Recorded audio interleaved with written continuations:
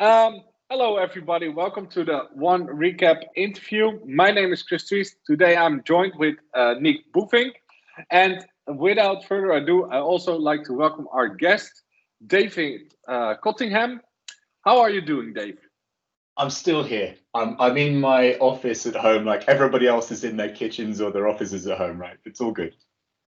So David, for the people who don't know you, can you please introduce yourself to our viewer real quick? That's a good question. I mean, the short version is these days I head up the Citrix Microwrap Service Platform team, so PM team, and for Converge. So my history is I used to be on the ecosystem team. So the first Converge in October last year was something that my team organized. So I have a strong sense of connection to Converge, and less panic this year. So I think that really ties in with the second question. So you didn't present any sessions or coffee corners, but your name keeps popping up regarding Citrix Converge. Can you explain why? Well, I think you're right. That does answer a lot of it. I mean, we do have, actually, going back in time, right? So the first Converge was all about kind of micro apps and how you develop integrations and all that good stuff. And since then, we've had another Converge. Of course, it was going to be in person back in March. We had to make it virtual for all the obvious reasons. But we've done a learning journey. We've refreshed the learning journey around micro apps, for example, each Converge. So this time, again, we've done a refreshed version. And so even though this time around at Converge, I don't have any official breakouts, I still did a refresh of that learning journey. Obviously, I still care about a lot about the sessions that are going on. So a lot of people from my team are giving sessions, and actually the mentors in the Slack channel, quite a few of those are from the micro apps team, some PM, some engineering. So I guess I'm associated rather than doing lots this time around, which is nice for once, you know. Yeah, what you just brought up is that it changed to a virtual event to COVID. But how did the pandemic change your way of working? Did you had to make a lot of adjustments? You know, the biggest adjustment for me, I mean, apart from all the usual ones about, you know, not going to work and seeing people, right, and talking to them. But my longest trip now is walking to the post office, and that is a 7-minute walk. You know, and compared to going to the US lots and going to Prague, where a lot of the team are for micro apps, I haven't gone anywhere. You know, it's really weird. So far, so good. I think my wife is, I think, quite happy about that. So, you know, that's the biggest change for me. I think, you know, there is part of me, obviously. Not traveling means that, yes, I don't get to see people face to face. And for example, we had a new person join the team in Prague. And my initial thought was, this is going to be weird. I won't, you know, I've never met them in person. It's going to be a relationship. And, you know, actually, he started just at the point where we you know, we're locking down. So kind of February, March. And it's like, I have to struggle to remember that I've not actually met him in person, because the relationship is as good as all the other people. So you know what, actually, I mean, yes, lots of things have changed, obviously, but it's surprising what hasn't changed or what actually is still, you know, doable. And, you know, Citrix has always done kind of enabling remote working, all those good things. This is a chance for us to prove it. And you know what? We pretty much have. I mean, we're just actually this week going into, we call it PI planning, but effectively it's roughly a week of planning for the next 3 months. The reason it's a week is, of course, because we're only doing it in the afternoons because, you know, everybody's remote. We can't all be in the same room. This is the third one of those we've done, right? It's incredible how we've adapted and just been able to go, actually, this works. We've successfully done 6 months of work with remote planning and nobody died, you know? yeah, I always say here that when people ask me, "Oh, can you work remote?" Yeah, I usually create remote workspaces for customers. So it is drink your own champagne, right? If you make those environments, you should be able to work from home. Yes. So, what's your opinion on week 1 of the Converge event? And are you also looking forward to the outcome of the hackathon? I think that might be a really cool thing for you. I think I'll take the second question. I'm definitely looking forward to the outputs. I do remember last year we were like, oh, how many people will we get, writing stuff? And it was like, it could be 1, it could be 20, we don't know. And we had, I want to say 18 live demos on stage. So that means there were people who didn't feel they wanted to go on stage as well. I think it was 18, could be different, but anyway. So now we have a sense of what people can do stuff. We validated that the thing works, there's always that fear at the beginning. So I'm really looking forward to see what people do, right? We've obviously got more features in both Microwrap's platform, which is obviously close to me, but also, keep in mind, this is now a Converge that's much broader, right? So it's not just Microwrap's, it's now got networking and our traditional, core business of apps and desktops and so on. So there's going to be a lot of, well, A, interesting stuff from the different tracks, but B, I'd love to see people putting things together. And so I'd love to see more demos around how you do Microwrap's with, for example, our traditional CVAD business. And I don't know, right? I'm intrigued to see what happens. Clearly, we have loads more people registered and I think attending this year's Converge than we did last year for obvious reasons, right? So in some ways, it being virtual is a good thing because we haven't needed to cap the numbers. I'd love seeing the number of sessions we've got though. And again, you don't need to cap it, right? Because it's all on demand. You can do what you like. There's no breakout rooms, all that stuff. And just the sheer number of people being able to present, and we're like, oh, we need another session on that. Yeah, why not? Go right ahead and record it. And it meant we could do things like, somebody said, oh, can you do this session? I said, well, I'm not really sure I don't think we should do that session. There's not enough content there. So like, yeah, okay, fine, we'll just kill it. There was no issues there. So I love the fact we have so much more in the way of attendance and content. That for me is key. If you look at the keynote we had the other day, well, you know what I mean, officially the other day, right? Those kind of things, I don't think we would ever be able to pull off last year. And so you just look at how it's grown and how it's broadened. That for me is super exciting. Yeah, I agree with that. And if you look into Citrix, we have, I think, within the next half year, almost 3,000 developers. Mm-hmm. And what's your opinion on Citrix is the Microwrap's? Do we have the potential? I think we have a potential of having a much bigger team of developers because customers don't have to wait until Citrix creates something. A partner can help them with this. Yeah, absolutely, right. And we've always said. We've got two things actually. So one, we're not going to build everything for obvious reasons, right? There's a long tail, all that good stuff. There's so many enterprise apps, blah, blah. One thing that's super important to me though is we talk about platforms, right? And I keep saying this to anybody who'll listen, which is you're not a platform until somebody else builds on you. And if we're going out and saying we are a platform, that means we have to enable people and give them all the tools and the APIs or whatever it is to do stuff and ship stuff and publicize stuff and enable customers to get it and enable it, install it, whatever it is. All those things are super important to grow that developer community. So it's great that Converge is big. That means we're doing the right thing. I think there's plenty more to do. I also think you look at, for example, again, Microwrap's platform, right?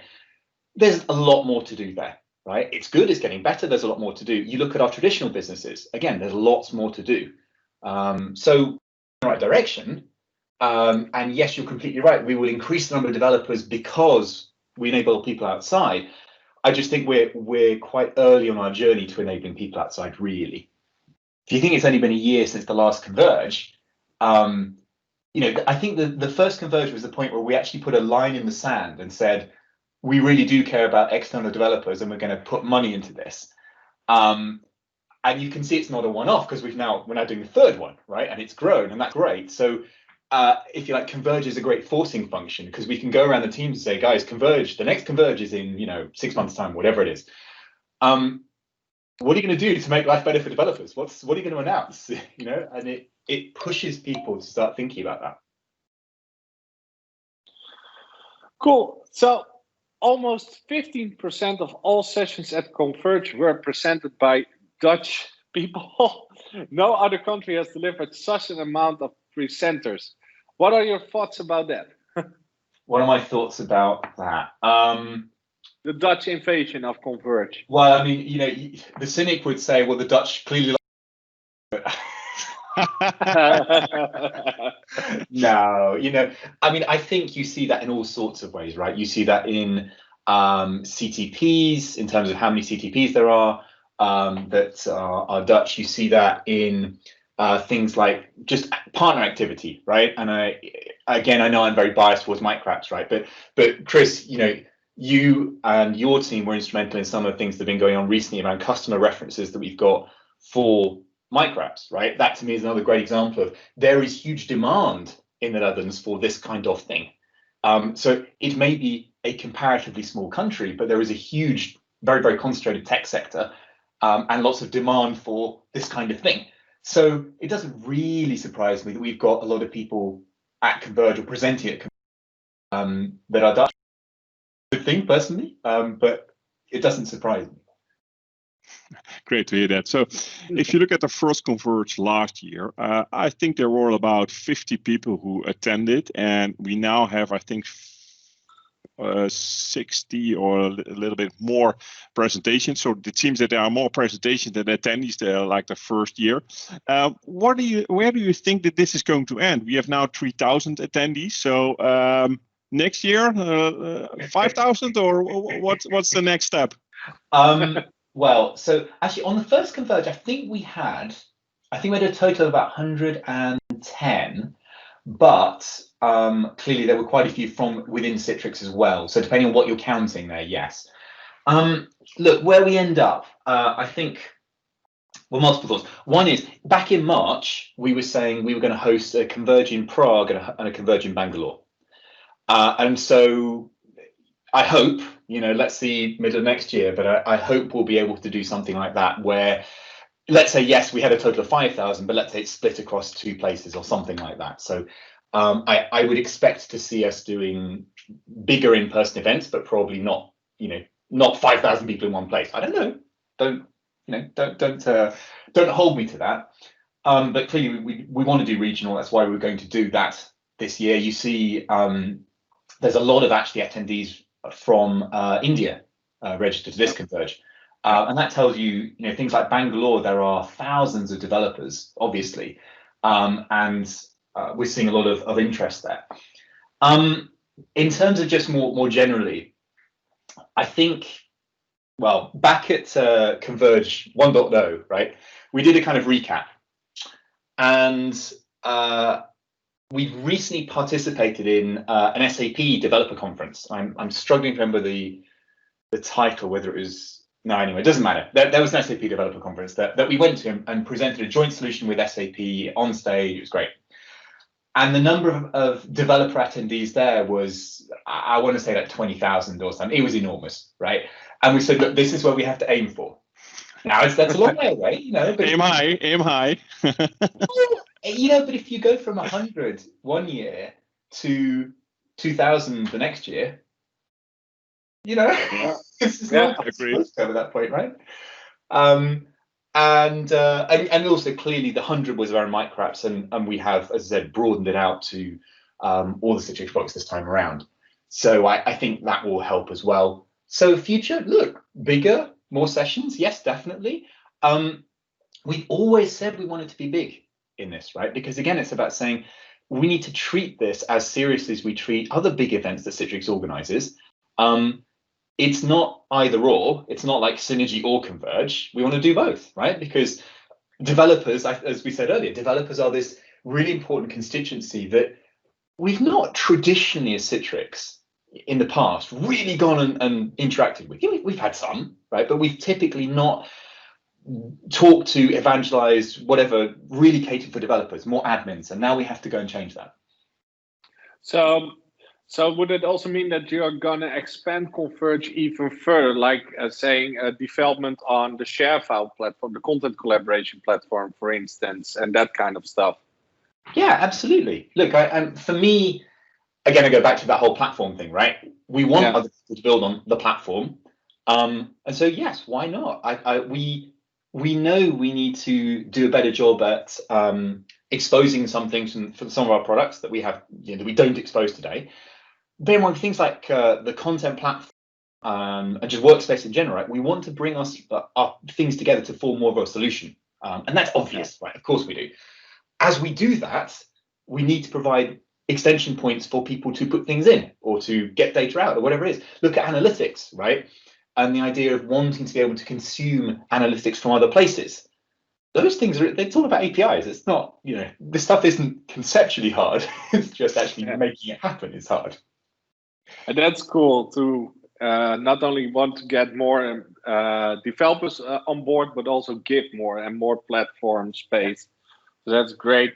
So my last question for you. Are there some new upcoming MicroApp integrations from Citrix out there in the pipeline that you can share publicly with us? That I can share publicly with you. The short answer is I don't think I can spill the beans on anything just yet. Now, there are, I will tell you that because we're doing this planning this week, there are a whole load of new integrations that we are looking at doing.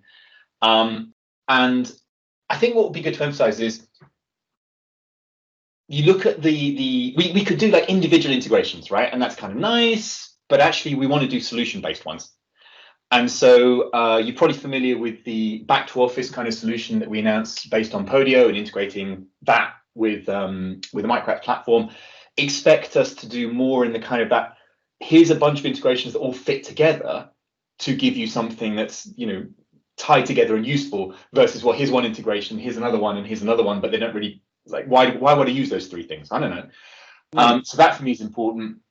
The other one I would emphasize is if you look at some of the sessions, there's one particular one at Converge this time around, which is talking about, if you like, a potential new feature, new extension feature we would add to MicroApps to make people's lives easier in building integrations.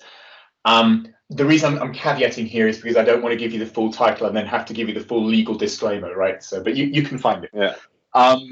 And what's really important for me there is that should open up a whole bunch of things that we've not been able to do previously. And so both integrations from us, integrations from partners, I think are going to be significantly, bettered because of that. Always good to see that it's more easy to adopt for everyone out there. So my last question is, do you think partners could motivate companies to adopt MicroApps? I mean, clearly the answer is yes, right? The question is how. And I think, traditionally Citrix and the Citrix channel, right, has been so focused on the IT admin and remote work, and all those things are good, right? But with MicroApps, it's a little bit different, and I think we have to all change mindset slightly because we can go and talk to a different set of people around employee experience and productivity. And I think the people we talk to about that can be all the way up to the CIO, but also HR, right? Some companies have digital kind of, the digital experience type of function now, and how do we improve that? So they're a different set of people. But if partners can go and talk to those people, yes, and they should, right? Then absolutely they can help push MicroApps because, as you both know, you can go and say you've got this existing business process. It kind of sucks for all sorts of reasons, right? I can make your life better, right? I can now put your legacy app. I can put the 2 or 3 functions that you use all the time. I can put it on, your phone, right? And it kind of just works. Those things are super valuable. And, the best thing of all, they make sense to like normal people, right? It's not like this IT person you have to go and convince. It's you go and say, look, this sucks. I can give it a try like this. And they go, I really need that. And, so that yes, absolutely partners can do that. But it is a different story from what traditionally we've asked partners to do. Yeah, I do think that the hardest challenge is talking to those customers who are still on the on-premise SafeHub environment, working in a published desktop. You first have to convince them from working with a portal, and then I think that when you show MicroApps within that portal, it's just a bonus for them. So that, oh, that's great, but first we need to make the step towards that portal. And that is something that we at RawWorks really try to do. We have a phase plan in which we take customers to each phase, try to get them to that workspace portal, and try to get them to the micros, because that is where the interesting stuff happens, according to us. So yeah, thank you. It's hard. And I think just keep in mind, you've got existing customers and new customers. And I think the paths to those are totally different. So I agree with you, but I think there's also a different path where that digital experience thing plays in. Yeah, that's a good point. So thank you very much for your time, David.